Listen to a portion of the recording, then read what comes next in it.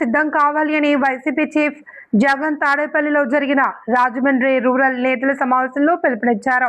మరో ఏడాదిలో నా పాదయాత్ర ప్రారంభం అవుతుంది అని, ఆ తర్వాత ఏడాదిలో జరిగే ఎన్నికల్లో విజయం మనదే అని, వెన్నుపోటు పార్టీ అధ్యక్షుడు సిబిఎన్ ఒక్క హామీ నిలబెట్టుకోలేదన్నారు. గవర్నమెంట్ పై తీవ్ర వ్యతిరేకత ఉంది, ఎన్నికల్లో అది కనబడకూడదు అని పోలీసులు ప్రయోగిస్తారు, వాటిని ఎదుర్కొనే యుద్ధం చేద్దాము అని పిలుపునిచ్చారు జగన్. రాజమండ్రి రూరల్ నియోజకవర్గం నుంచి వచ్చిన వైఎస్ఆర్ సిపికి సంబంధించిన ముఖ్యమైన నాయకులు, పార్టీ విభాగాల్లోని వివిధ హోదాల్లో పనిచేస్తూ ఉన్న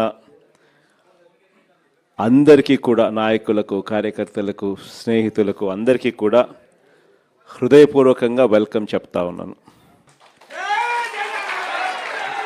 మీ అందరికీ కూడా కనిపిస్తూ ఉన్న విషయమే, ఎన్నికలు జరిగి చూస్తూ ఉండగానే 3వ సంవత్సరంలోకి కూడా ఎంటర్ అయిపోయినాం.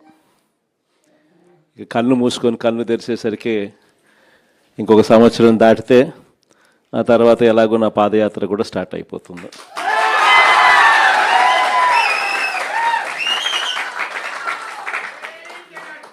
కళ్ళు మూసుకొని కళ్ళు తెరిచేసరికి ఈ 2 ఏళ్ళు కూడా ఇట్టే ముగిసిపోతాయి. చూస్తా 3వ ఏడాది కూడా వేగంగా గడిచిపోతూ ఉన్న పరిస్థితులు కూడా చూస్తూ ఉన్నాం. ఈ క్రమంలో ప్రతి ఇంట్లో కూడా ఇప్పటికే చర్చ మొదలైంది.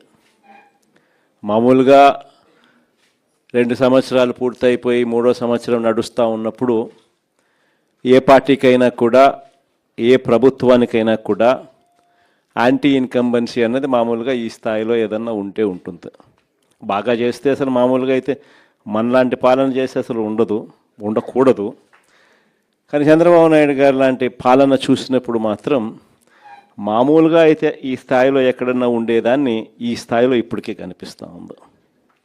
ప్రభుత్వం మీద వ్యతిరేకత ప్రతి ఇంట్లో కూడా ఈరోజు చర్చ జరుగుతూ ఉంది. 5 సంవత్సరాల మన పాలనను ఈరోజు కంపేర్ చేస్తూ ఉన్నారు. చంద్రబాబు నాయుడు గారి ఈ 3 సంవత్సరాల ఈ పరిపాలనకు సంబంధించిన పరిపాలనతో మన పాలనకు, చంద్రబాబు నాయుడు గారి పాలనకు మధ్య తేడా చూస్తూ ఉన్నారు. గవర్నెన్స్ చూస్తే అక్కడ జగన్ ఉన్నాడు, వైఎస్ఆర్ కాంగ్రెస్ పార్టీ ఉంది. ఇక్కడ చంద్రబాబు నాయుడు ఉన్నాడు, వెన్నుపోటు పార్టీ ఉంది. తేడా అల్లా కేవలం ఒక మనిషే. కానీ పరిపాలన చూస్తే ఆ రోజు మన 5 సంవత్సరాల పాలనలో ఈరోజు ప్రతి ఇంట్లో కూడా చర్చ జరిగేది ఏమిటి అని అంటే, జగన్ ఎలా చేయగలిగాడు, చంద్రబాబు నాయుడు గారి పాలనలో ఎందుకు జరగడం లేదు అన్న చర్చ ప్రతి ఇంట్లో కూడా జరుగుతూ ఉంది. మన పాలనలో ఈ రోజుకి కూడా ఒక కార్యకర్తగా సగర్వంగా ప్రతి ఇంటికి మనం పోగలుగుతాం, చిరునవ్వుతో పోగలుగుతాం.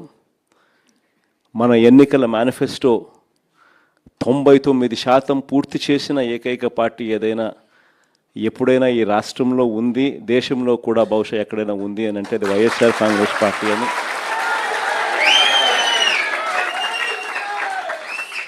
సగర్వంగా చిరునవ్వుతో ప్రతి ఇంటికి వెళ్ళి మా పాలనలో ఇలా జరిగింది అని చెప్పి కూడా గొప్పగా మనం చెప్పుకోగలుగుతాం.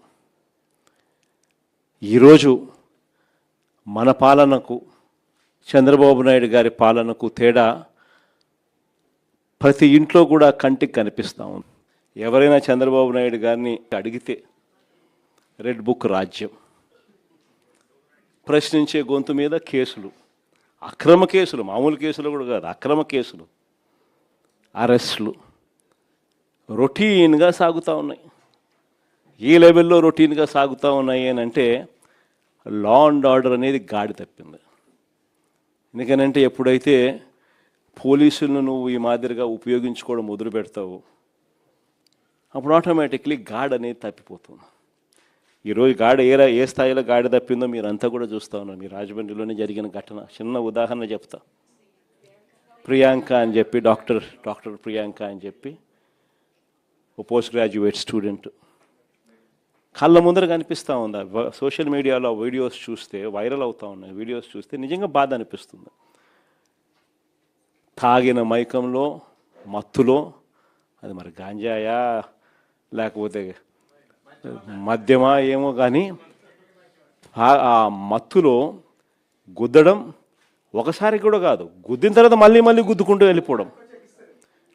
అటువంటి వాళ్ళ మీద చంద్రబాబు నాయుడు గారు గవర్నమెంట్లో ఏం కేసు పెట్టినారు? సరైన సెక్షన్లలో కేసులు కూడా పెట్టే కార్యక్రమం కూడా జరగల.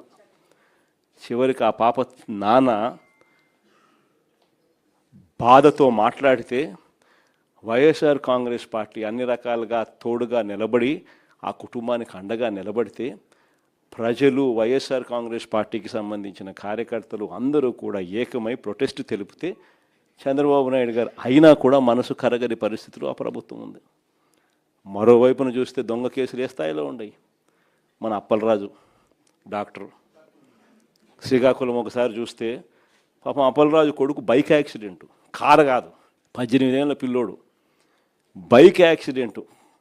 పాపం బైక్ యాక్సిడెంట్ పొరపాటున జరిగితే వెంటనే ఆ పిల్లోడు 108కి వెంటనే ఆ పిల్లోడే ఫోన్ చేసినాడు. ఆపి ఆ ఒక గొర్రెల కాపర్ని గుద్దిన అతన్ని పాపం తానే సిపిఆర్ కూడా చేసినాడు. మళ్ళా అప్పలరాజే మళ్ళీ పోలీసులకు కూడా ఫోన్ చేసి కూడా పిలిపించినాడు.